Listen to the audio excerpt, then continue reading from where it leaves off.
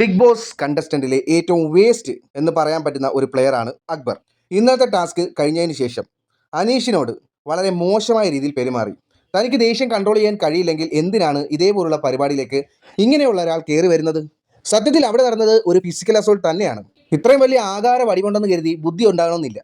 ഒരാളെ ചുമ്മാ കയറി ഫിസിക്കൽ അസോൾട്ട് ചെയ്യുക, മോശമായി സംസാരിക്കുക, അനീഷിനെ പുല്ല് എന്നിവരെ വിളിക്കുന്നു, തള്ളുന്നു, തലാണി വലിച്ച് എറിയുന്നു.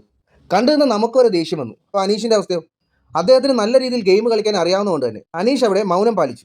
കൂടാതെ ആ പണിപ്പുര ടാസ്കിനിടയിൽ അക്ബർ വന്ന് ആര്യനെ ചെറിയ രീതിയിൽ തല്ലുന്നുണ്ട്. അപ്പോൾ ആര്യൻ ചോദിക്കുന്നുണ്ട്, എന്തിനാണ് വെറുതെ തല്ലുന്നതെന്ന്. അപ്പോൾ അക്ബർ പറയുന്നു, ഞാൻ തള്ളിയതല്ല, നിന്നെ വിളിച്ചതാണ്.